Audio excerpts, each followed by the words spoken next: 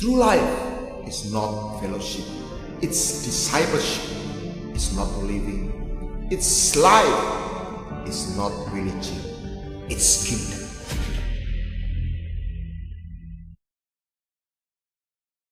Salam kehidupan, kembali kita bertemu di dalam Voice of Life Ministry. It's not just living, it's life. It's not religion, it's kingdom. Voice of Life Ministry adalah sebuah pelayanan yang rindu membawa setiap orang bersama-sama untuk mendalami tentang kerajaan sorga dan juga tentang kehidupan di bumi dalam naungan kerajaan sorga. Sahabat kehidupan,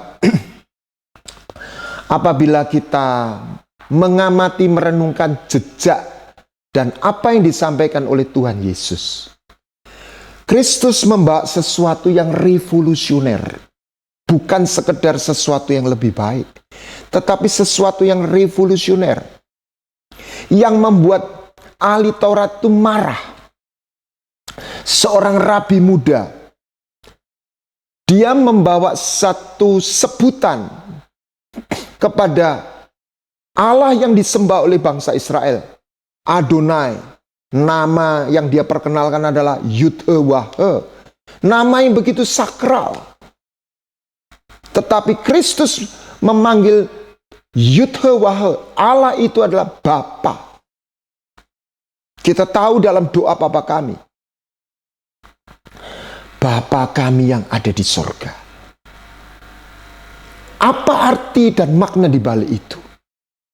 Apa yang Kristus mau sampaikan? Kalau bahasa hari ini dalam bahasa yang canggih kata orang, subliminal message. Sesuatu yang tersembunyi tetapi itu real. Adalah sebuah relasi. Relasi. Sementara ahli Taurat mendalami hukum Taurat dan hidup keagamaannya dalam satu paradigma, sebuah regulasi, bukan relasi, sebuah peraturan, tetapi tanpa kehidupan. Kenapa? Karena Kristus membawa sebuah kehidupan, dan tidak ada kehidupan tanpa relasi. Apakah itu di sorga maupun hidup di bumi. Makna dari seluruh pasal dan ayat Alkitab itu, Kristus yang mengatakan, terangkum dalam sebuah pernyataan, kasihlah Tuhan Allahmu dengan segenap hatimu, kekuatanmu, dan akal budimu, dan kasihlah sesamamu seperti dirimu sendiri. Apa itu? Relasi. Sebuah hubungan. Saya dengan Tuhan, saya dengan sesama, saya dengan diri sendiri. Kehidupan ini mengajarkan bagaimana sperma dan telur ketika mereka bertemu terjadi sebuah power of life. Bagaimana listrik plus dan listrik minus bertemu terjadi sebuah energi listrik itu termanifestasi. Dan ketika manusia jatuh dalam dosa, yang hilang bukanlah regulasi, tapi relasi. Salah satu ditandai dengan hilangnya jubah kemuliaan dari Adam, sehingga ia tidak bisa tinggal di dalam Taman Eden. Padahal di taman itu terjadi sebuah portal hubungan antara manusia dengan Tuhan. Mungkin sahabat kehidupan yang bertanya, loh kalau begitu Taurat itu apa Pak? Firman Tuhan menyatakan itu bayangan. Bayangan yang menuntun kita pada wujud. Penuntun kepada wujud. Jadi peraturan itu adalah bayangan. Wujudnya adalah hubungan. Jangan jadikan Injil menjadi sebuah peraturan baru. Bukankah perintah baru yang Tuhan katakan kepada muridnya adalah kasihlah biarlah engkau saling mengasihi. Nah, agama adalah sebuah sarana. Agama adalah sebuah wadah. Saya tidak ingin menyinggung agama lain. Agama Kristen adalah wadah, tetapi bukan wujud. Kita tidak diselamatkan karena agama Kristen. Kita nggak selamat karena denominasi gereja. Kita selamat karena iman di balik itu apa? Melalui iman terjadi sebuah hubungan. Karena tidak bisa orang datang kepada Tuhan kalau dia nggak percaya Tuhan itu ada dan Tuhan itu baik. Walaupun percaya ada, kalau Tuhan itu nggak percaya Tuhan itu baik, nggak bisa. Karena Tuhan sudah menyiapkan pengampunan, berkat, kebaikan, itu hanya diterima dengan iman. Nah, bagaimana kita mengenal dan mengalami Tuhan? Bukan mempelajari Tuhan. Nah, kesempatan ini saya ingin membagikan dalam Hosea 6 ayat 6. Dua kesukaan Tuhan. Dan dua-duanya tidak dimiliki ahli Taurat. Yang memiliki seluruh doktrin itu benar. Saya tidak mengecilkan doktrin. Saya tidak mengecilkan Alkitab. Saya percaya Alkitab, saya belajar Alkitab. Saya memiliki doktrin. Tetapi saya ingin mengajarkan doktrin itu bukan tujuan akhir. Alkitab itu bukan tujuan akhir. Alkitab itu sarana. Denominasi gereja, gedung gereja itu sarana. Salah satu murid Kristus menyingkapkan apa yang esensi. Yang ku kendaki ialah mengenal Dia. Kristus berkata, pergi dan pelajari arti firman ini. Yang ku kendaki ialah belas kasihan. Nah, ini terangkum dalam Hosea pasal 6 ayat 6. For I desire mercy. Bahasa Indonesia, aku menyukai kasih setia. Rasanya kurang menggigit sedikit. For I desire mercy. Aku kepingin ketemu belas kasihan. And not sacrifice. And the knowledge of God. More than burnt offering. Pengenalan akan Tuhan lebih dari korban bakaran. Belas kasihan. Nah, mari kita pelajari bagaimana Tuhan itu suka dua kesukaan ini. Saya membawa kita kepada 1 Yohanes. 1 Yohanes. Saya nggak sebutkan pasal bahan, nanti kita sambil berjalan. Ada 3 poin yang menunjukkan keberadaan Tuhan. Yang pertama, God is light. Allah itu terang. Allah itu terang dan di dalam Dia tidak ada kegelapan. Jikalau kita memiliki persekutuan dengan Dia, namun kita hidup dalam kegelapan, kita berdusta dan kita tidak melakukan kegelapan, kebenaran. Dan jikalau kita bersama Dia, maka kita memperoleh persekutuan satu dengan yang lain. Saya ingin menggarisbawahi 2 poin.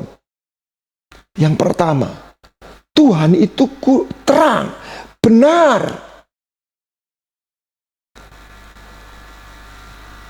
Jadi kita nggak bisa connect dengan Tuhan kalau kita tidak menerima kebenaran dan rela berjalan dalam kebenaran.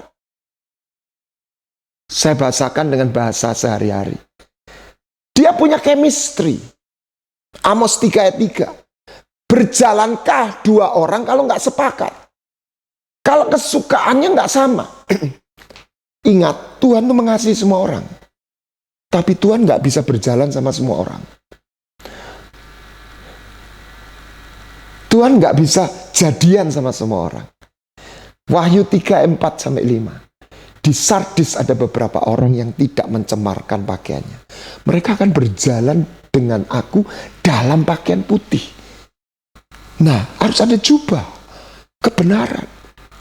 Imam-imam yang masuk ruang kudus maupun ruang maha kudus, dia mengenakan jubah.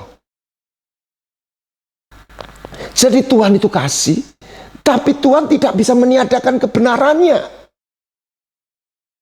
Jadi tidak ada yang tidak kudus bisa boleh datang kepada dia. Bukan karena Tuhan itu membenci orang itu. Karena ini tatanan kerajaan sorga. Maka Tuhan harus memberikan jalan kasih karunia dulu. Sama seperti Esther menghadap raja. Dia melanggar tatanan, tidak dipanggil, dia berani datang. Walaupun dengan maksud baik. Bagaimana maksud baik itu menemukan jalan? Raja memberikan tongkat kemurahan. Jadi sebenarnya Tuhan tidak bisa mengampuni kita hanya karena kita minta ampun dosa. Oh, Anda terkejut. Ya. Kita ini diterima diampuni dosa. Satu, kita minta ampun atas dosa yang sudah dibayar, ditebus, digenapi oleh Kristus. Sebab upah dosa itu nyawa. Dan tatanan firman kerajaan surga, nyawa ganti nyawa. Makanya Kristus berkata, mana yang lebih mudah, bangun dan angkat tilammu, atau aku berkata, dosamu sudah diampuni. Yesus ingin mengajarkan, aku berkata, dosamu sudah diampuni. Itu jauh lebih sukar. Nah, di dalam terang itu bahasa aslinya or. Dan di dalam dia ada hidup. Yohanes 1 ayat 4. Dan hidup itu adalah terang anak manusia. Or bin Adam. Jadi Adam kehilangan kulit, kehilangan or itu, kehilangan zaim, zoe itu. Di dalam dia ada hidup itu. Nah, antara God is light, God is love, and God is life. Allah itu terang, Allah itu kasih, Allah itu kehidupan. Anda tidak bisa memisahkan satu sama lain. Lihat, siapa orang-orang beriman? Henok hidup bergaul dengan Allah. Bahasa Inggrisnya walk with God. Tadi itu di Sardis, bagaimana? Dia punya jubah kebenaran. Apa tanda Nuh itu waktu mabuk? Dia telanjang. Nah, saya tanya kepada Anda punya jubah enggak? Anda telanjang atau punya jubah? Jubahmu bersih atau kotor? Punya jubah pesta untuk datang masuk menikmati hidangan? Atau jubahnya robek? Atau seperti anak yang bungsu? Jubahnya bau babi? Atau seperti orang yang sakit kusta? Jubahnya najis. Anak bungsu juga jubahnya najis. Makanya nggak hanya dipeluk, tetapi diberi jubah yang baru. Tanpa jubah baru, anak bungsu nggak bisa menikmati makanan. Jadi kebenaran itu tidak diberikan untuk menjadi beban. Bukan perintah yang menghukum, tetapi perintah yang memerdekakan. Salah satu keprihatinan saya, sebagian orang memberitakan Injil dengan ancaman hukuman. Sehingga seperti Kristus katakan, manusia untuk sabat. Bukan sabat yang memerdekakan manusia. Untuk manusia, supaya untuk kesehatan, untuk rest, memberikan waktu untuk Tuhan. Bukan untuk menghukum. Demikian yang apa yang disebut perpuluhan, bukan untuk menghukum. Karena perintah itu adalah perintah yang membawa berkat dan manfaat. Karena melalui sebuah hubungan. God is light. Dan di situ arti kedua, orang yang hidup dalam kebenaran, dia tidak bisa tidak manifestasinya. Dia memperoleh persekutuan. Orang itu memberikan energi positif kepada orang yang terbuka. Dia menjadi berkat. Dia tidak bikin orang capek kalau ngomong. Justru orang lelah itu jadi kuat. Seperti Yesaya katakan, Tuhan memberikan kepada aku telinga dan lidah seorang murid. Sehingga aku memberi kekuatan kepada orang yang lelah. Sehingga orang itu senang bergaul dengan dia. Waktu Kristus ada di atas muka bumi, orang itu berkerumun, baik yang tulus maupun tidak, mencari dia. Anak-anak kecil bisa merasakan. Nah, itulah karena di dalam dia bukan hanya terang. Kepenuhan Allah ada di dalam Kristus. God is love. 1 Yohanes 4 ayat 8 dan 16. Barang siapa tidak mengasihi, ia tidak mengenal Allah. Sebab Allah atau Elohim adalah kasih. God is love. Kita telah mengenal dan percaya akan kasih Allah kepada kita. Allah adalah kasih. Barang siapa tetap dalam kasih, ia tetap berada dalam Allah dan Allah di dalam dia. Jadi kasih itu seperti gelombang. Anda di gelombang mana? Kita benci, kita susah, kita mengasihi, kita compassion. Tadi itu love, compassion. Yang tidak dimiliki ahli Taurat bukan doktrin, bukan pengetahuan Alkitab, tapi pengenalan akan Tuhan. Engkau nggak pengenal aku. Dan ahli Taurat itu tidak memiliki belas kasihan. Bukan tidak memiliki moral. Moral itu adalah ekspresi, produk yang muncul. Tetapi kita nggak pernah tulis bahwa kita bisa datang sama Tuhan dengan moral. Kebenaran itu lain dengan moral. Kebenaran truth di dalam batin. Karena moral itu sering adalah sesuatu yang dilihat dari luar, bukan salah, tapi bukan ukuran. Ahli Taurat itu membanggakan moralnya, tapi dia tidak dibenarkan. Aku puasa 2 kali seminggu, aku bukan seperti orang itu, tidak pencuri, bukan pembunuh, aku memberi perpuluhan. Moralitasnya luar biasa. Tetapi di mata Tuhan, orang itu bukan orang benar. Tidak ada relasi. No love. Ya, tidak memiliki pengenalan akan Allah. Dan barang siapa dalam terang, tapi membenci saudaranya.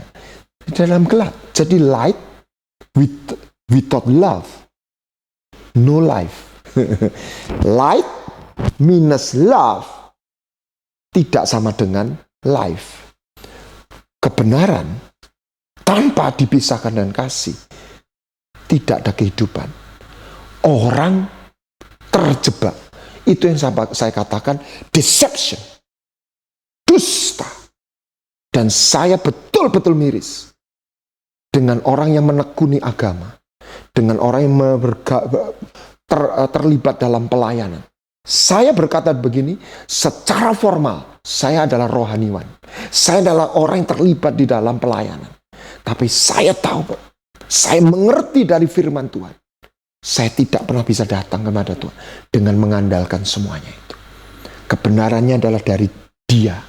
Dan tugas bagian saya menjaga, keep the garment clean. Tapi garment of righteous itu diberikan. Jubah kebenaran itu. Jadi barang siapa mengasihi saudaranya, ia dalam terang. Tapi barang siapa membenci saudaranya, ia dalam kegelapan. Susahnya kasih itu membenci, lawan dari kasih itu bukan benci. Cukup tidak peduli. Jadi ada kata membenci dan ada kata tidak mengasihi. Jikalau orang berkata aku mengasihi Allah, tapi ia membenci saudaranya, ia adalah pendusta. Karena kita nggak bisa memisahkan God is light. Oh, Tuhan tuh hebat, Tuhan tuh kudus, aku suka sama Tuhan. Tapi aku benci dengan orang ini. Dan seringkali alasannya tidak salah. Karena dia memang benar. Dia benci karena orang itu menyakiti dia. Orang itu menghancurkan hidupnya. Nah, kalau kita disakiti, masa kita nggak sakit, Pak? Sakit. Tapi rasa sakit itu bisa kita olah. Pilihannya kita membenci atau kita menjerit. Anda sakit kalau ketatap dewek kan tidak mungkin, tidak mungkin ketatap atau jatuh sendiri sakit. Anda nggak mungkin marah kan? Marah sama siapa? Anda jatuh sendiri. Masa kena batunya Anda jejek. Anda menjerit. Rasa sakit itu membuat Hana menjerit. Rasa sakit itu membuat Yesus berkata, Bapa. Dia tidak membalas, tidak mengolah menjadi kebencian. Dengan katanya tidak memberi celah untuk masuknya kebencian. Dan Hana membuat satu pijaan mesbah. Sacrifice of thanksgiving. Yang membuat dia mendapat anak yang luar biasa. Samuel. Sahabat kehidupan ingin dapat mutiara kehidupan? Samuel, saya mau. Ketika Anda disakiti, jangan balas. Jerit sama Tuhan. Nah, bahkan 1 Yohanes 3:10. Ini tanda anak Allah dan anak iblis. Satu orang yang tidak berbuat kebenaran, light-nya nggak ada, tidak berasal dari Allah, dan yang tidak mengasihi saudaranya. Jadi kalau saya nggak ingin buat contoh orang lain. Saya tidak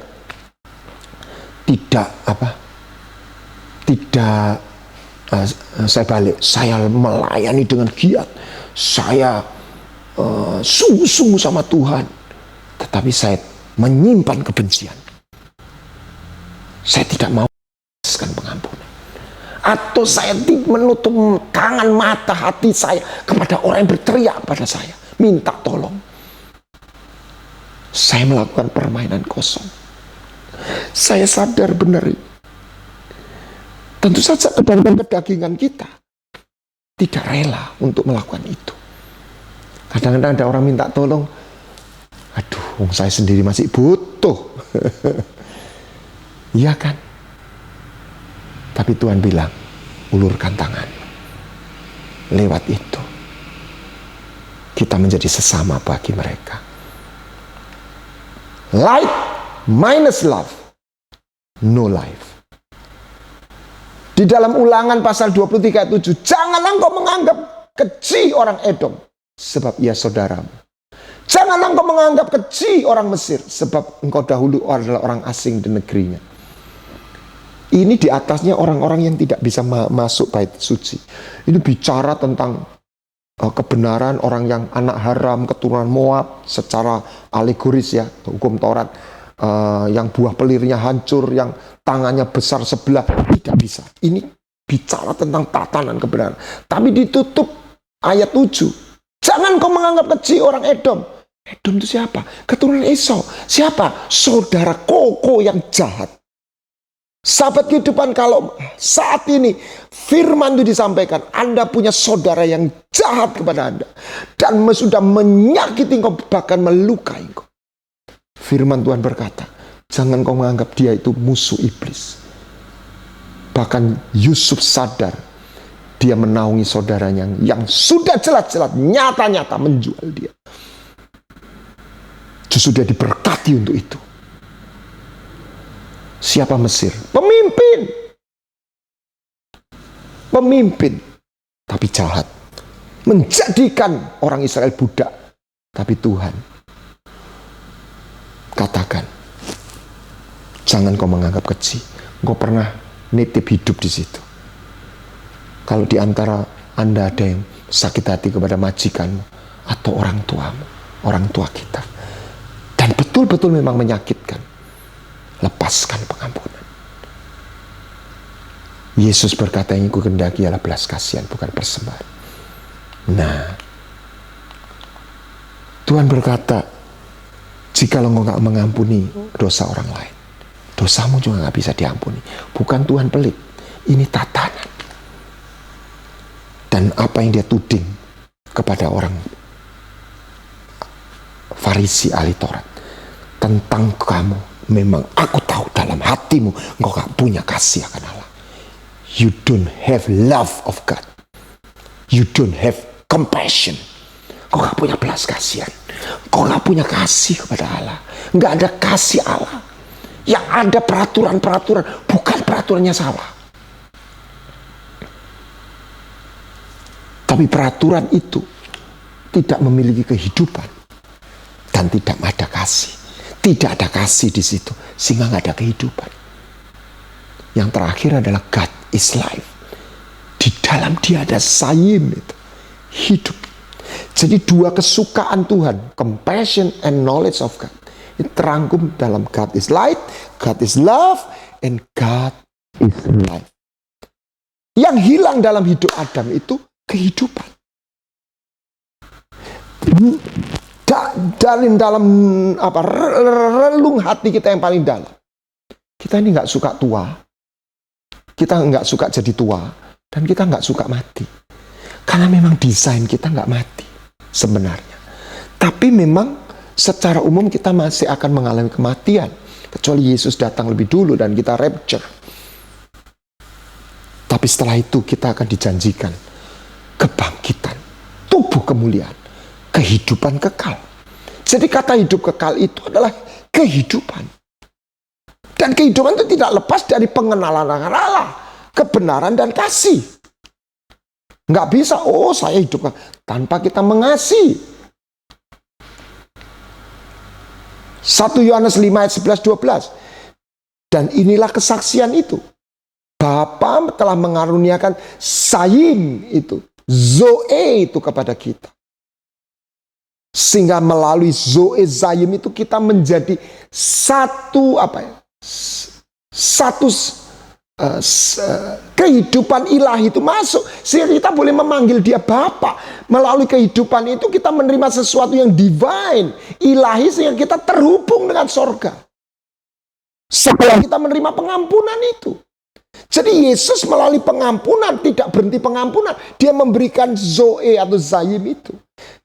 Kita sambung ayat 12. Hidup itu ada di dalam Kristus, di dalam anaknya. Barang siapa memiliki anak. Ini lebih ditekankan lagi. Bukan hanya percaya, memiliki. Memiliki Tuhan. Memiliki anak. Mengenal dia. Dikenal. Zoa, genosko, yada. Dikenal. Dan Paulus berkata, yang mengenal dia, yang dikejar Daud dalam pengenalan akan relasi lebih dari posisi. Itu bedanya Daud dengan Saul. Daud tahu harta yang terindah dalam hidup ini adalah relasi. Artinya apa? Satu, relasi dengan Tuhan. The presence of God. Dua, relasi dengan manusia. Siapa? Salah satu yang paling jelas, sesama kita yang di rumah kita, keluarga. Keluarga adalah harta. Ketika kita mengalami satu trouble di dalam keluarga, hubungan keluarga, hati kita menderita. Mau tidak mau. Karena memang kita didesain menjadi satu bagian keluarga. Nah, bagaimana pemulihannya, Pak? Anda harus melepaskan pengampunan lebih dulu. Sebelum anggota keluargamu melakukan sesuatu. Sehingga Tuhan menemukan pijakan dalam hidup. Lihat. Jadi hubungan itu ditata oleh kebenaran dan juga sesama manusia. Dipengaruhi apa? Love dan keadilan. Kasih dan keadilan. Makanya Tuhan berkata, yang terpenting keadilan, kesetiaan, dan belas kasihan.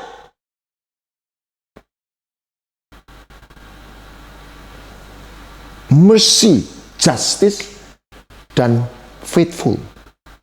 Kesetiaan, endurance. Mari kita fokuskan kepada hakikat. Lebih daripada pelengkap. Dan wadah. Jaga relasi dengan Tuhan. Anda harus terus memaintain mesbah. Anda nggak bisa datang mesbah korban yang kemarin. Korban itu bukan, saya nggak katakan selalu uang, tapi salah satunya adalah kepunyaan kita. Karena uang itu bagian dari hidup. Ada orang pacaran nggak mau neraktir, terus pacarnya percaya, aku cinta padamu. Aku traktiran, wah enggak mau, eman duitku. Itu seorang pria ngomong begitu, enggak ada. ketika dia love, dia akan pasti ingin mentraktir kekasihnya. Sekalipun bukan berarti mentraktir itu satu faktor yang faktor penentu, tidak. Tetapi ekspresi dari kasih itu adalah giving. Manifestation of love is giving. Give. Ke atas apa? Thanksgiving. Mengucap syukur. Ke sana apa? Forgiving. Mengampuni.